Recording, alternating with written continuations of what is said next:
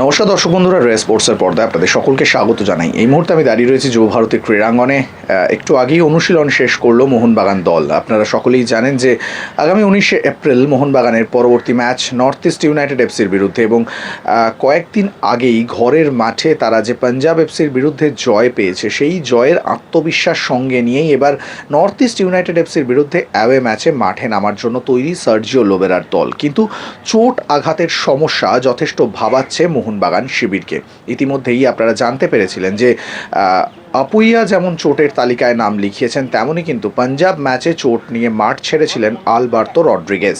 তবে গতকালই আমরা আমাদের প্রতিবেদন মারফত আপনাদের জানিয়েছিলাম যে আপুইয়াকে নিয়ে একটু হলেও সংশয় কাটতে চলেছে, এবং আজকে কিন্তু বলা যেতে পারে যে সেইটাই খানিকটা নিশ্চিত হলো, কারণ আজকে রিহ্যাব শুরু করলেন তিনি। গতকাল অনুশীলনে এলেও পুরো সময়টাই সাজঘরে কাটিয়েছিলেন আপুইয়া। আজকে কিন্তু তাকে দেখা গেল তিনি রিহ্যাব শুরু করলেন সাইড লাইনে, এবং আপুইয়া ছাড়াও আরও 3 ফুটবলারকে কিন্তু আজকে সাইড লাইনে রিহ্যাব করতে দেখা গেল, যাদের মধ্যে ছিলেন অনিরুদ্ধ থাপা, আশিস রাই এবং অভিষেক টেকচাম সিং। যদিও আপনারা জানেন যে আশিস রাই এই মুহূর্তে তিনি খেলার জন্য প্রস্তুত নয়, তিনি লম্বা চোটের জন্য সিজন আউট হয়ে গিয়েছেন, তবুও দলের সঙ্গে তিনি নিজেকে পরের মরশুমের জন্য তৈরি করছেন। কিন্তু অনিরুদ্ধ থাপা এবং অভিষেক টেকচাম সিং তারা কিন্তু পাঞ্জাব এফসির বিরুদ্ধে দলে ছিলেন, এবং যেটা মনে করা হচ্ছে যে হয়তো রিহ্যাবের জন্য একটি অতিরিক্ত দিন চেয়ে নিয়েছেন কোচের কাছ থেকে তারা, এবং তারাও কিন্তু আজকে একেবারেই হালকা মেজাজে অনুশীলন করলেন। কিন্তু বাকিরা পুরো দমে অনুশীলন করলেন, জেসন কামিন্স, দিমিত্রি পেট্রাতোস,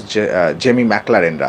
তবে আলবার্তো রড্রিগেজ, যাকে নিয়ে সংশয় এখনও কাটেনি, তিনি কিন্তু সাজঘরেই সময় কাটালেন, এবং গতকালের মতো আজকেও তাকে ক্রাচ হাতেই অনুশীলনে আসতে দেখা গেল। যতদূর জানা যাচ্ছে যে আলবার্তো রড্রিগেজের চোটের জায়গায় স্ক্যান করানো হয়েছে, এখনও পর্যন্ত কিন্তু রিপোর্ট হাতে আসেনি, তাই তার চোটের গভীরতা এখনও পর্যন্ত বোঝা যাচ্ছে না, এবং রিপোর্ট হাতে পাওয়ার পরেই হয়তো চোট নিয়ে বাকি আপডেটটা আপনাদেরকে দেওয়া যাবে, এবং বোঝা যাবে যে পরবর্তীতে কতগুলো ম্যাচ তাকে বাইরে থাকতে হতে পারে, বা কবে তিনি মাঠে ফিরবেন, সেই বিষয়গুলো নিয়ে সিদ্ধান্ত নেওয়া যাবে। পাশাপাশি অনুশীলনের শেষ দিকে কিন্তু একটি আলাদা দৃশ্য দেখা গেল, যখন অনুশীলন শেষে মোহনবাগানের বাকি ফুটবলাররা তারা ধীরে ধীরে সাজঘরের দিকে পা বাড়িয়েছেন, তখন সার্জিও লোবেরা একান্তে দীর্ঘক্ষণ বাক্যালাপ সারলেন আপুইয়ার সঙ্গে। মাঠের এক প্রান্তে আপুইয়াকে ডেকে নিয়ে লম্বা বাক্য বিনিময় চলল, এবং সেই সময় কিন্তু দুজনেই নিজেদের মতামত ব্যক্ত করলেন। যদিও কী বিষয়ে কথা হয়েছে সেটা নিশ্চিত করে বলা যাবে না, কারণ আমরা সাধারণত মাঠের বাইরে থাকি। তবে আপুইয়ার সঙ্গে এই লম্বা বাক্য বিনিময়ে যে তার চোট নিয়ে, সেটা কিন্তু অবশ্যই বোঝা যাচ্ছে, কারণ তার চোটের কারণে মোহনবাগান গত ম্যাচেই তার দলের ওপর যে প্রভাব পড়েছে সেটা দেখা গিয়েছে, এবং কোচ চাইবেন আপুইয়া যত দ্রুত মাঠে ফিরে আসতে পারে। তবে আপুইয়ার চোটের কি কন্ডিশন রয়েছে, তিনি মাঠে নামার জন্য তৈরি কিনা, সেটা কিন্তু আপুইয়া নিজেই বুঝতে পারছেন, এবং তাদের আলাপ আলোচনার মধ্যখানেই কিন্তু কোচ এবং চিকিৎসককেও ডেকে পাঠানো হয়, তাদের সঙ্গেও কিন্তু দীর্ঘক্ষণ কথাবার্তা চলে। কোচ সেই আলোচনা ছেড়ে সাজঘরে চলে যাওয়ার পর চিকিৎসক এবং ফিজিওর সঙ্গে দীর্ঘক্ষণ কথা বলেন আপুইয়া, তারপর কিন্তু ধীরে ধীরে তিনি মাঠ ছেড়ে টিম হোটেলের দিকে পা বাড়ান। সব মিলিয়ে বলা যেতে পারে নর্থ ইস্ট ইউনাইটেড এফসির বিরুদ্ধে ম্যাচের আগে আপুইয়ার চোট নিয়ে যথেষ্ট চিন্তা রয়েছে মোহনবাগান শিবিরে। অন্যদিকে আলবার্তো কবে ফিরতে পারবেন সেই সংশয় না কাটা পর্যন্ত কিন্তু মোহনবাগান শিবিরের যে দুশ্চিন্তার মেঘ, সেটা সম্পূর্ণ কেটে যাচ্ছে না।